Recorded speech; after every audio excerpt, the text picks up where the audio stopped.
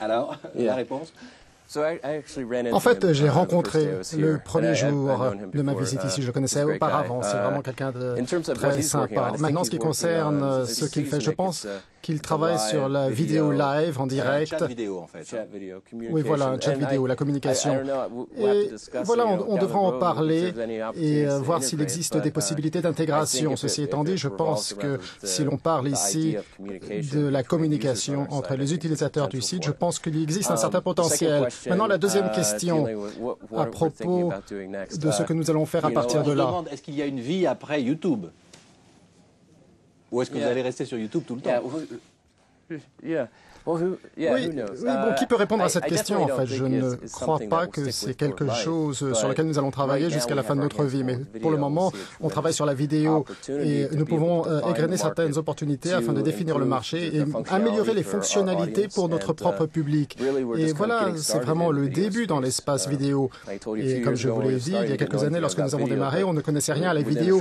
Mais durant une période assez courte, nous avons appris beaucoup de choses. Et je pense qu'il existe beaucoup plus de ressources disponibles. Il faut les utiliser avec Google et nous allons pouvoir ensuite atteindre l'étape supérieure. Google, qui a le plus profité de cette alliance, de ce partenariat? Est-ce que c'est Google, qui est une énorme entreprise mondiale, un peu un ogre à l'échelle de la planète, un ogre d'Internet, ou est-ce que c'est vous, YouTube, qui vous êtes développé le plus grâce à Google? Qui a mangé l'autre ou comment ça s'est passé finalement?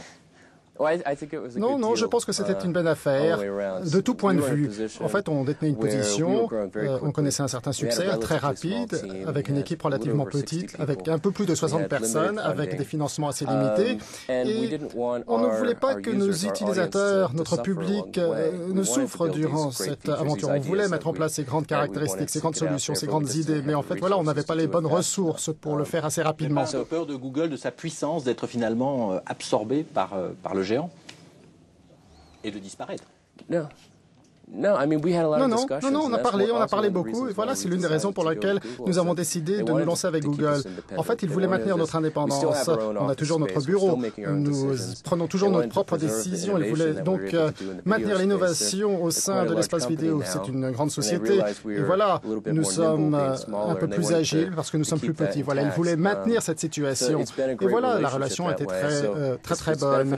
Et voilà, on en a tiré l'épingle du jeu tous les deux. Et je pense que maintenant, ils ont la chance de travailler avec nous, avec certaines de ces idées que nous avons mis sur la table et qu'ils ont mis également sur la table avec l'introduction des modèles sur le nouveau marché. On peut voir beaucoup de bonnes réactions par rapport à tout cela dans la création des vidéos. Maintenant, il faut étendre cela vers des partenaires et les individus qui créent les vidéos. On peuvent en fait monnayer tout cela et on peut mettre sur la table beaucoup de créativité. De Google, je vous propose d'écouter une question de l'un des responsables du site de l'Express, Thomas Bronek. Regardons ensemble sa question. En 2005, MySpace a été racheté pour 540 millions de dollars. En 2006, c'était à votre tour, YouTube, d'être racheté par Google pour 1,6 milliard. Et en 2007, à la fin de l'année, Microsoft a valorisé Facebook à 15 milliards de dollars. Ces montants astronomiques sont justifiés par des espoirs de revenus liés à la publicité en ligne. Pensez-vous que les montants investis par les annonceurs sur Internet puissent croître à un rythme si rapide? En d'autres termes, ne redoutez-vous pas la formation d'une bulle Web 2.0 qui rappellerait celle qui avait éclaté en 2000, il y a maintenant presque 8 ans? Oui, je pense que la valorisation des sociétés continue à être revue à la hausse. Facebook a pu signer un accord très intéressant. L'avenir nous dira s'ils peuvent vraiment être à la hauteur. Je pense qu'ils détiennent une très bonne position avec un très bon produit. Mais bon, de nouveau, l'avenir nous le dira. Et je pense qu'en ce qui nous concerne, nous sommes en position ici, après nous être associés avec Google. Bon, voilà, ça a très bien marché dans l'espace publicitaire. On peut intégrer certains de tout cela avec le public et les services qui connaissent un certain succès et créer quelque chose qui peut justifier l'argent qu'ils mettent sur la table. Je pense qu'on peut aller au-delà de tout ça. Ils développent d'autres services et ils ont la chance d'être intégrés avec YouTube, Google Talk, Gmail, par exemple. Voilà, il existe beaucoup d'autres services qu'ils peuvent rendre disponibles aux utilisateurs de YouTube par le biais de notre propre entité. Voilà. Et je pense que pour eux, voilà, c'était logique. Et MySpace détient également une très belle position et vraiment représente une des grandes propriétés ici dans l'espace de communication et représente un des leaders ici aux États-Unis. Bon, maintenant, News Corp fait également des progrès avec leur propre plateforme, avec des grandes opportunités d'intégration avec MySpace et prendre avantage et tirer profit de tout cela. Nous avons un autre site comparable au vôtre, c'est Dailymotion. Est-ce qu'avec Dailymotion et YouTube, on peut dire que finalement, la télévision telle qu'elle a existé jusqu'à aujourd'hui, c'est fini? La télé de papa, est-ce que c'est fini complètement avec vous? Non, je ne vous suis pas là-dessus. Je pense que voilà, c'est une perception, c'est-à-dire que la vidéo en ligne tue la télévision et la télévision connaît encore un succès. Les gens regardent davantage la télé qu'auparavant et nous avons vu avec des partenariats, par exemple, des contenus sur notre site. Et comme cela, ils augmentent l'audimat. Et je pense que voilà, c'est une expérience totalement différente. En ligne, par exemple, voilà, les gens veulent regarder des vidéos assez courtes et partager cela avec leurs amis et leurs familles. Ils ne veulent pas s'asseoir nécessairement sur un divan et regarder des programmes. En fait, ils veulent avoir cette expérience avec la télévision ou dans un cinéma. Et voilà, ils veulent s'asseoir, se détendre et regarder tout cela. Et c'est une expérience différente. Une question fondamentale, celle du copyright. Il y a des procès qui s'accumulent contre vous. Une société américaine vous réclame $1 milliard de dédommagement. Est-ce que YouTube et les autres sites communautaires, c'est la fin du copyright?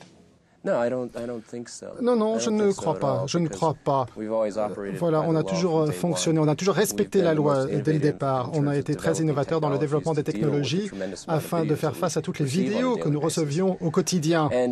Et je pense qu'en fin de compte, nous allons faire face à plusieurs opportunités pour vraiment produire toute une série de choix pour les ayants droit. En fait, voilà, ils ont la possibilité de maintenir la vidéo et de demander de monnayer le contenu. Voilà, en fait, on fait cela avec beaucoup de nos partenaires et plus particulièrement avec les maisons de disques. Et beaucoup de gens ont des home vidéos. Voilà, ils aiment bien mettre de la musique dans ces home vidéos. Nous étions les premiers dans l'industrie à mettre des systèmes d'identification des audios, ils pouvaient les identifier les plages et avoir ainsi l'opportunité de monnayer tout cela par rapport à l'utilisation de la musique par les fans. Voilà, je pense qu'on ouvre de nouvelles portes, de nouveaux marchés. Et il ne faut pas considérer cela comme des problèmes, mais en fait comme des opportunités extraordinaires. C'est pas un problème pour les droits d'auteur, en fait, pour vous? Je ne crois pas. Je crois que si vous avez les outils en place et les technologies que nous développons, vous pouvez appréhender cela et apporter de nouveaux choix pour les ayants droit. Dernière question, Chad. Certains disent que l'Internet, finalement, est tellement révolutionnaire que parfois il peut être dangereux, que ça peut mettre fin à la culture traditionnelle, à la lecture des livres. Est-ce que vous aussi, vous êtes parfois un petit peu inquiet de ce qui se passe et est-ce que ça peut être dangereux pour l'homme, pour la culture, pour l'humanité ou pas? Qu'est-ce que vous répondez à tous ceux qui s'en inquiètent? Je ne crois pas. Je pense que les gens utilisent les médias beaucoup plus qu'avant. Ils lisent les sites Internet ou les blogs, ils regardent des vidéos en ligne et consomment davantage de contenu télévisé. Je ne crois pas, je pense que les gens apprennent davantage. Ils apprennent davantage tout ce qui a trait à la culture car ils sont exposés à davantage de contenu, beaucoup plus qu'avant.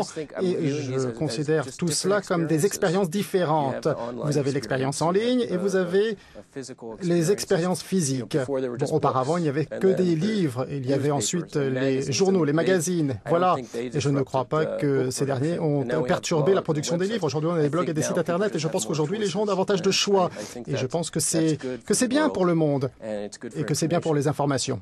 Très bien, merci beaucoup. Nous allons suivre évidemment avec passion le développement de YouTube et des autres sites sur Internet. C'est la fin de la première partie du Talk de Paris. Nous nous retrouvons dans quelques minutes après le journal de France 24. À tout de suite.